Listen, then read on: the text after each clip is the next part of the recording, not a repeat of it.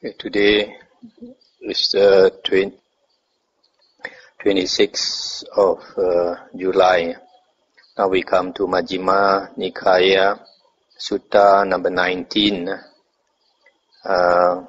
Dvedhavitakka Sutta. Two kinds of thought. Thus have I heard. On one occasion, the Blessed One was living at Savatthi in Jeta's Grove, Anathapindika's park. There he addressed the monks thus, "Monks." "Noble sir," they replied. The Blessed One said, "Monks, before my enlightenment, while I was still only an unenlightened bodhisattva, it occurred to me, suppose that I divide my thoughts into two classes. Then I set on one side thoughts of sensual desire, thoughts of ill will, and thoughts of cruelty. And I set on the other side thoughts of renunciation, thoughts of non-ill will, and thoughts of non-cruelty." Let's stop here for a moment. These, the Noble Eightfold Path, the second factor is Samma Sankappa, right thoughts. And right thoughts consist of thoughts of renunciation or no sensual desire, thoughts of non-ill will, and thoughts of non-cruelty. So, wrong thoughts or unskillful thoughts are the opposite, thoughts of sensual desire, thoughts of ill will, and thoughts of cruelty. As I abided thus, diligent, ardent, and resolute, the thought of sensual desire arose in me. I understood thus, this thought of sensual desire has arisen in me. This leads to my own affliction, to others' affliction, and to the affliction of both. It obstructs wisdom, causes difficulties, and leads away from Nibbana. When I considered this leads to my own affliction, it subsided in me. When I considered this leads to others' affliction, it subsided in me. When I considered this leads to the affliction of both, it subsided in me. When I considered this obstructs wisdom, causes difficulties, and leads away from Nibbana, it subsided in me. Whenever a thought of sensual desire arose in me, I abandoned it, removed it, did away with it.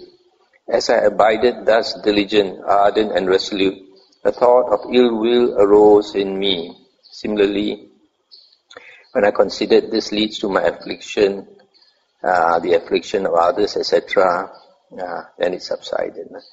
And similarly, a thought of cruelty arose in me. I understood thus, this thought of cruelty has arisen in me. This leads to my own affliction, to others' affliction, and to the affliction of both. It obstructs wisdom, causes difficulties, and leads away from Nibbana. When I considered thus, it subsided in me. Whenever a thought of cruelty arose in me, I abandoned it, removed it, did away with it. So, I'll stop here for a moment. So here, the way the Buddha did away with these wrong thoughts or unskillful thoughts is to consider that you allow it to arise, that it leads to your own affliction, your own suffering, and also causes suffering to others and to both, and also it obstructs wisdom and leads away from Nibbana. So when he realized that it was wrong, it was unskillful thoughts, then it subsided, or he did away with it. Monks, whatever a monk frequently thinks and ponders upon, that will become the inclination of his mind. If he frequently thinks and ponders upon thoughts of sensual desire, he has abandoned the thought of renunciation to cultivate the thought of sensual desire, and then his mind inclines to thoughts of sensual desire. If he frequently thinks and ponders upon thoughts of ill will, similarly thoughts of cruelty, he has abandoned the thought of non-cruelty to cultivate the thought of cruelty, and then his mind inclines to thoughts of cruelty. I stop here for a moment. This paragraph, this passage is extremely important. What we frequently think and ponder upon, that becomes the inclination of our mind, our habit pattern. So we create habit patterns in our mind. Nowadays, scientists talk about what this you call it? No, neuron pathways and all this. So long ago, 2,500 years ago, the Buddha already saw this, that if we continue thinking in a particular way, we form these habit patterns in our mind, and our mind always inclines in that direction.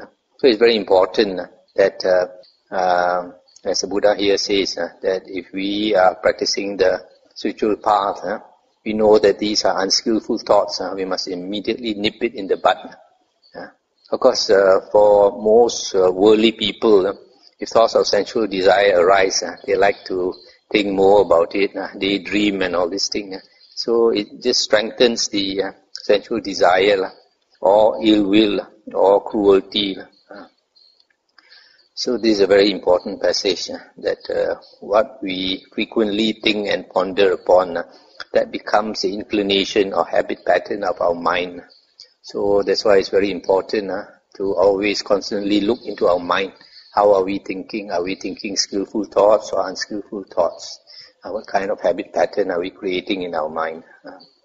Okay, to continue.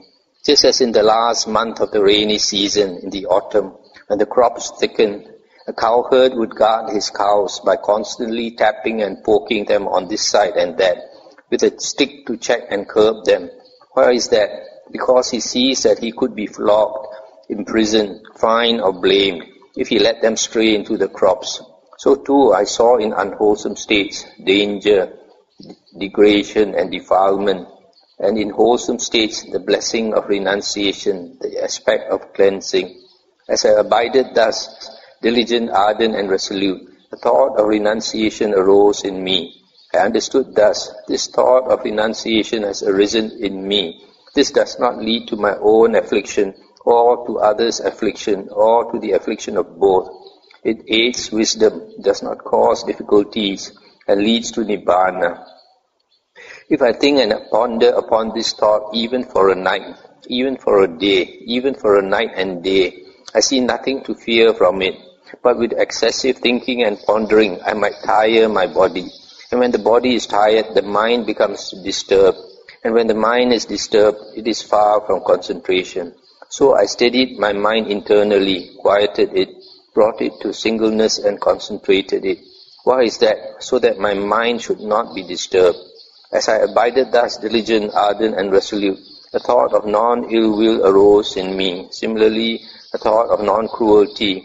I understood thus, this thought of non-ill will or non-cruelty has arisen in me. This does not lead to my own affliction, or to others' affliction, or to the affliction of both. It aids wisdom, does not cause difficulties, and leads to Nibbana. If I think and ponder upon this thought even for a night, even for a day, even for a night and day, I see nothing to fear from it. But with excessive thinking and pondering, I might tire my body, and when the body is tired, the mind becomes disturbed. And when the mind is disturbed, it is far from concentration. So I steadied my mind internally, quieted it, brought it to singleness, and concentrated it. Why is that? So that my mind should not be disturbed. Monks, whatever a monk frequently thinks and ponders upon, that will become the inclination of his mind. If he frequently thinks and ponders upon thoughts of renunciation, he has abandoned the thought of sensual desire to cultivate the thought of renunciation, and then his mind inclines to thoughts of renunciation. If he frequently thinks and ponders upon thoughts of non-ill will, similarly thoughts of non-cruelty, he has abandoned the thought of ill will and cruelty to cultivate the thought of non-ill will and non-cruelty, and then his mind inclines to thoughts of non-cruelty. I'll stop here for a moment. So this is in the converse. If we constantly think skillful thoughts, that becomes our habit pattern, and we frequently think in that direction. So it is a training of the mind that we need to cultivate.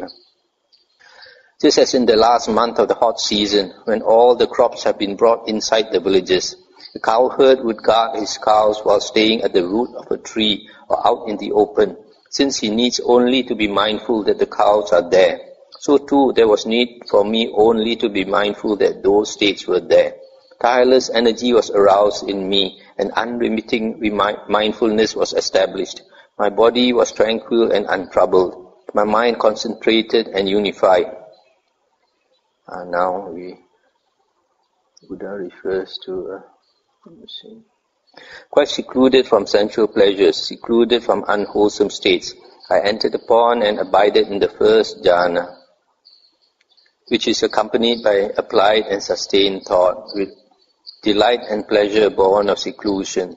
With the stilling of applied and sustained thought, I entered upon and abided in the second jhana, which has self-confidence and singleness of mind, without applied and sustained thought, with delight and pleasure born of concentration. With the fading away as well of delight, I abided in equanimity and mindful and fully aware, still feeling pleasure with the body. I entered upon and abided in the third jhana, on account of which noble ones announced, he has a pleasant abiding, who has equanimity and is mindful. With the abandoning of pleasure and pain, and with the previous disappearance of joy and grief, I entered upon and abided in the fourth jhana, which has neither pain nor pleasure, and utter purity of mindfulness and equanimity.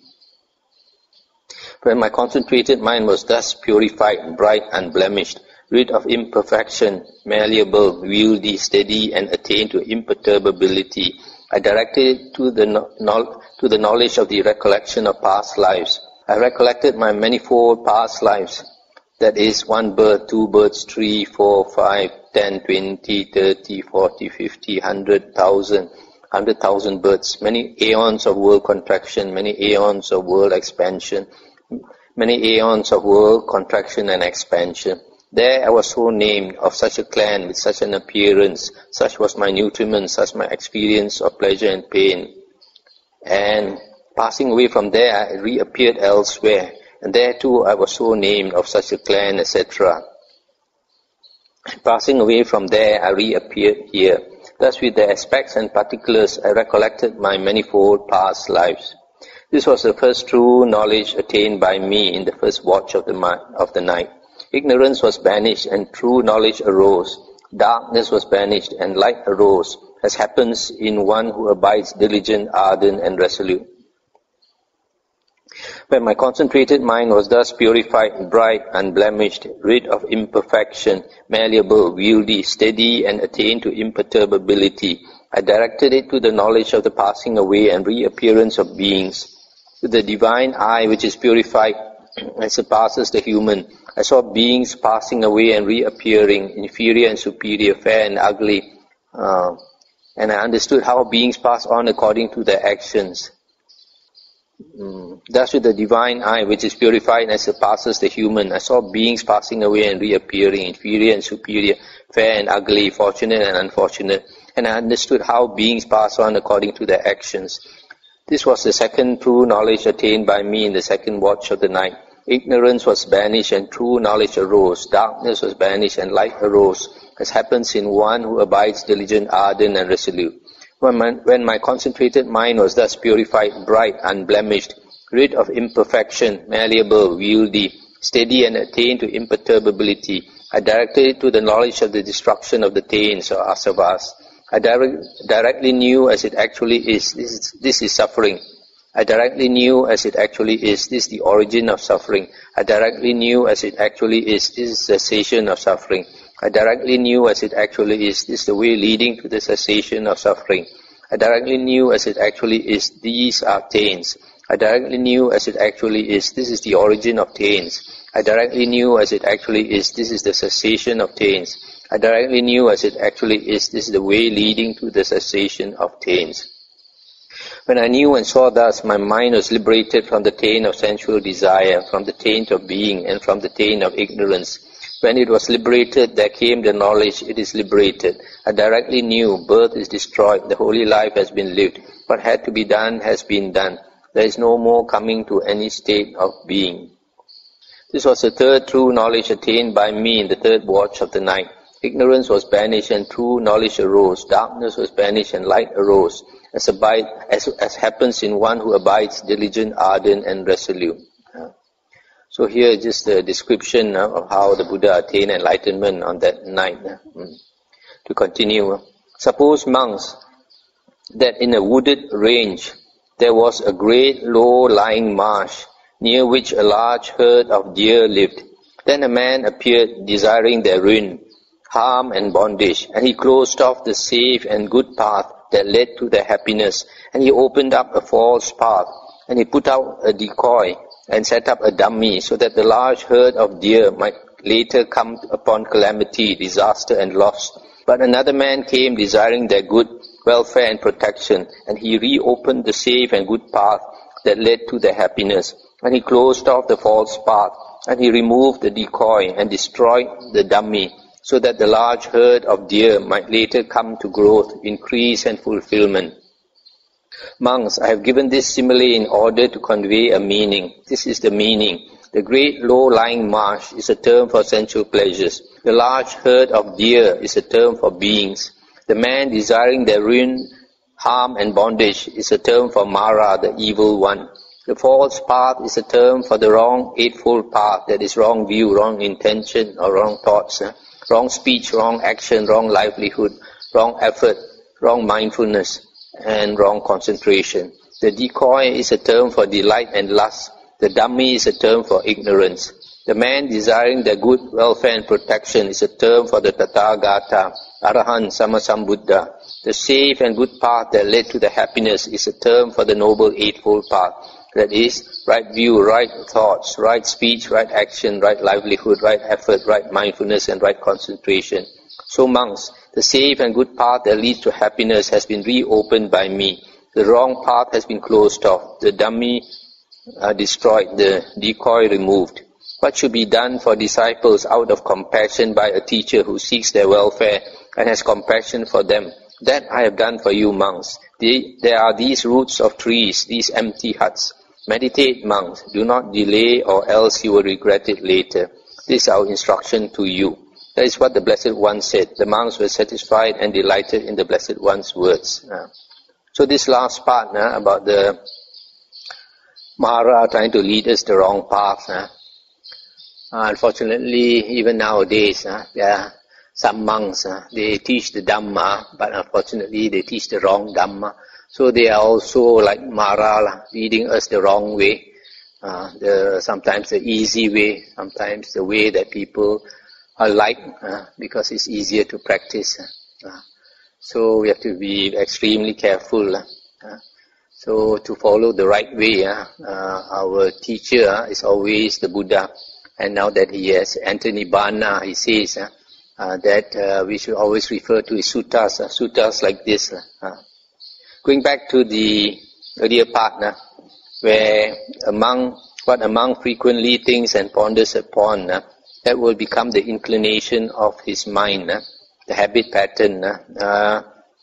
It brings to my mind several years ago, one of our Buddhist devotees told me that his auntie had a very nasty temperament, a very nasty temper and very unpleasant character, always angry and had a lot of hatred, even for her own relatives and all these things.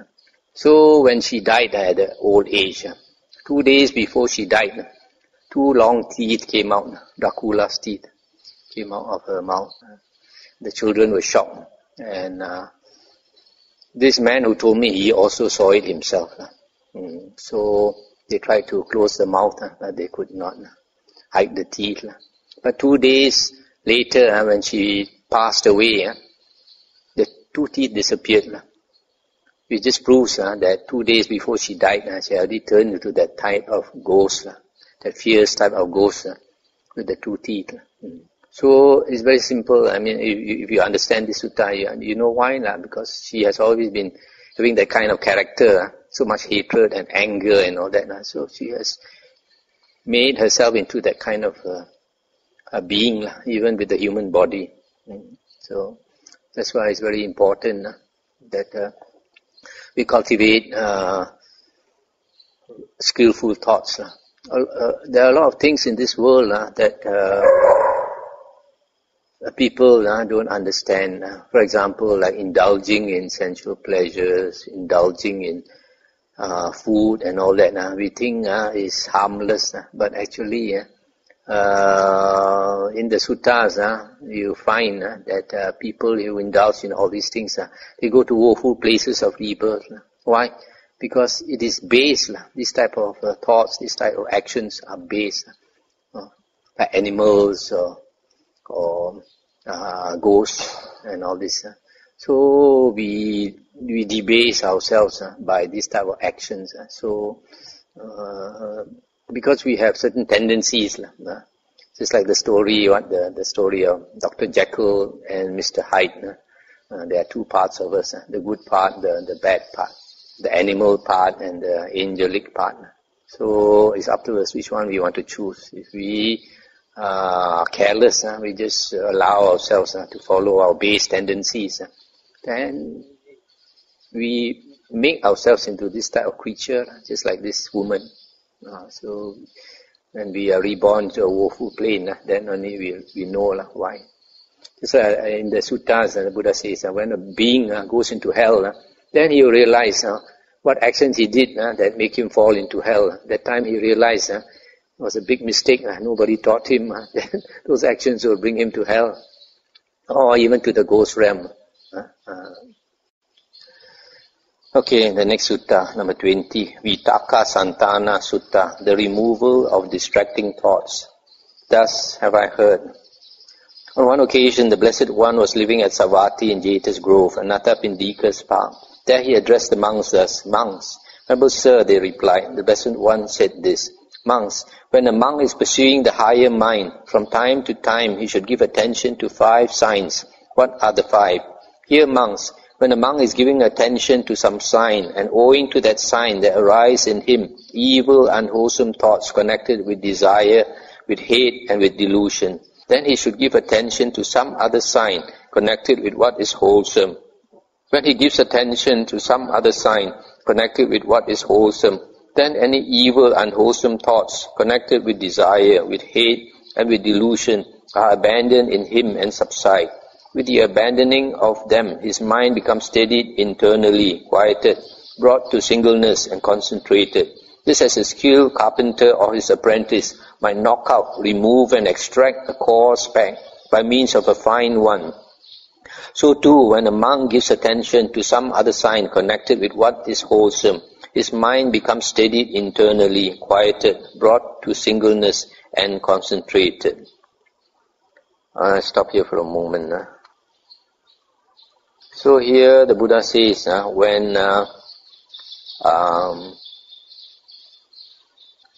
when evil, unwholesome thoughts connected with desire, hatred, and delusion arise, then we should pay attention to some other object connected with what is wholesome. For example, if you have sensual thoughts or sexual thoughts arise, then instead of paying attention to a sexual object or sensual object, then you pay attention to some other sign, for example, asubha, loathsomeness of the body, or impermanence of everything in the world. Or if you have thoughts of anger, hatred arise, then you pay attention to the opposite, metta, loving kindness. And if you have thoughts connected with delusion arise, that is hard to see, but if you happen to notice it, then you can contemplate on the Dhamma. So that is, all these are connected with what is wholesome. Okay, to continue. If while he is giving attention to some other sign connected with what is wholesome, there still arise in him evil, unwholesome thoughts connected with desire, with hatred, and with delusion, then he should examine the danger in those thoughts thus. These thoughts are unwholesome, they are reprehensible, they result in suffering. When he examines the danger in these thoughts, then any evil, unwholesome thoughts connected with desire, hatred, and delusion are abandoned in him and subside. With the abandoning of them, his mind becomes steadied internally, quieted, brought to singleness and concentrated. Just as a man or a woman, young, youthful and fond of ornaments, would be horrified, humiliated and disgusted if the carcass of a snake or a dog or a human being were hung around his or her neck, so too, when a monk examines the danger in those thoughts, his mind becomes steadied internally, quieted, brought to singleness and concentrated.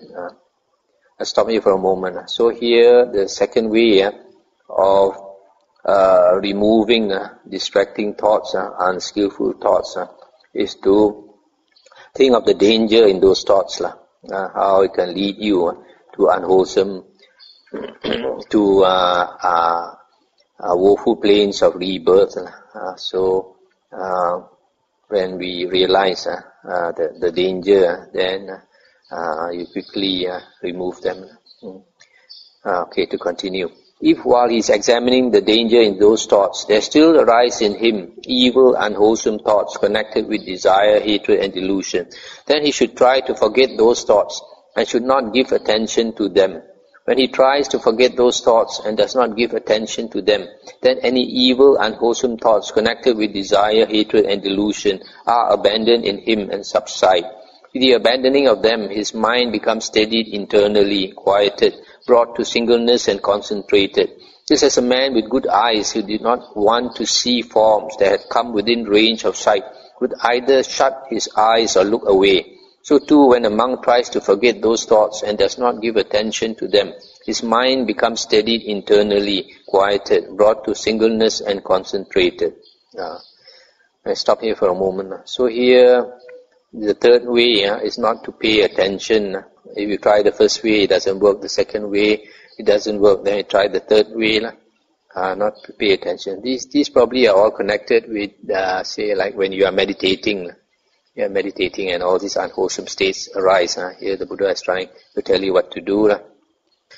Okay, the fourth one. If while he is trying to forget those thoughts and is not giving attention to them, there still arise in him evil, unwholesome thoughts connected with desire, hatred and delusion, then he should give attention to stilling the thought volition of those thoughts.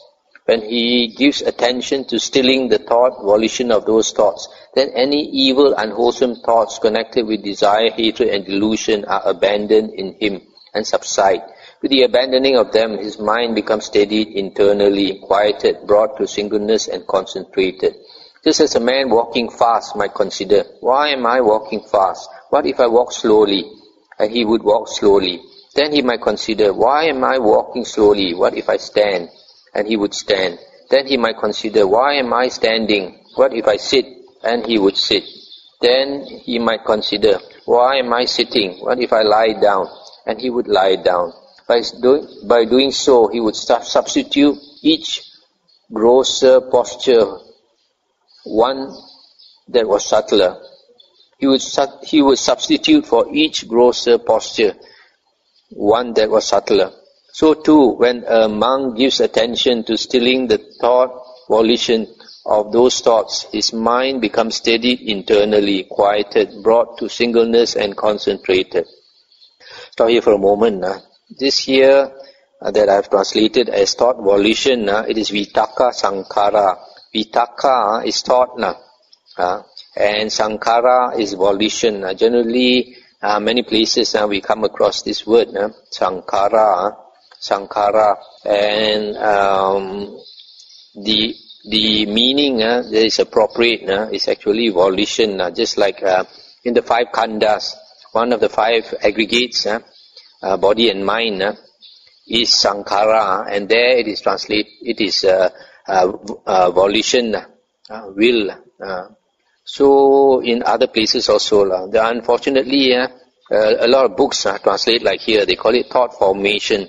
This word formation, recently I think Venerable Bhikkhu Bodhi's translation, the Samyutta Nikaya, he says volitional formation. So he goes back to volition again. But previously, they always translate as formation. And to me, this word formation is one of those blur words, and they don't really understand what it is actually. So they try to use a word that encompasses many things. So they think this word formation can encompass many things. including volition. But here, what do you mean by stilling the thought volition? When we have a thought, there is a volition to continue that thought. For example, if you have a thought of sensual desire and you get excited, you want to continue thinking, or if you are very angry with somebody, then you keep thinking and thinking. So when you start to examine this volition behind the thinking, then it starts to slow down.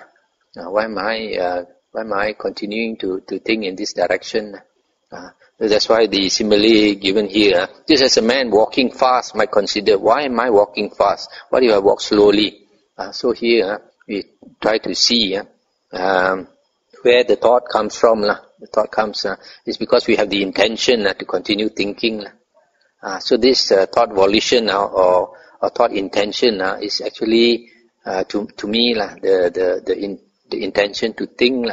And if we start examining it, then it will slow down. If we don't notice where the thought comes from, then we just continue thinking. Okay, to continue. If while he's giving attention to stilling the thought volition or intention of those thoughts, there still arise in him evil, unwholesome thoughts connected with desire, hatred, and delusion. Then with his teeth clenched and his tongue pressed against the roof of his mouth, he should beat down, constrain, and crush mind with mind. When with his teeth clenched and his tongue pressed against the roof of his mouth, he beats down, constrains, and crushes mind with mind, then any evil, unwholesome thoughts connected with desire, hatred, and delusion are abandoned in him and subside. With the abandoning of them, his mind becomes steadied internally, quieted, brought to singleness, and concentrated. Just as a strong man might seize a weaker man by the head or shoulders and beat him down, constrain him, and crush him, so too, when with his teeth clenched and his tongue pressed against the roof of his mouth, a monk beats down, constrains, and crushes mind with mind. His mind becomes steadied internally, quieted, brought to singleness, and concentrated. Stop here for a moment. So this last one is using the strength of his mind to crush those unwholesome thoughts. But you're not going to be able to do that with a scattered mind. So you can only do that if your mind is strong enough. You're able to focus it. Monks, when a monk is giving attention to some sign, and owing to that sign there arise in him evil, unwholesome thoughts connected with desire, hatred, and delusion, then when he gives attention to some other sign connected with what is wholesome, any such evil, unwholesome thoughts are abandoned in him and subside, and with the abandoning of them his mind becomes steady, internally quieted, brought to singleness, and concentrated. When he examines the danger in those thoughts, when he tries to forget those thoughts and does not give attention to them, when he gives attention to stilling the thought, volition, or intention of those thoughts, when with his teeth clenched and his tongue pressed against the roof of his mouth, he beats down, constrains, and crushes mind with mind, any such evil, unwholesome thoughts are abandoned in him, and his mind becomes steady internally, quieted, brought to singleness, and concentrated. This monk is then called a master of the causes of thought. He will think whatever thought he wishes to think, and he will not think any thought that he does not wish to think. He has severed craving, flung off the fetters, and with the complete penetration of conceit, he has made an end of suffering. That is what the Blessed One said. The monks were satisfied and delighted in the Blessed One's words. That's the end of the sutta. So this sutta is giving us this way of dealing with unwholesome thoughts that arise, especially during meditation.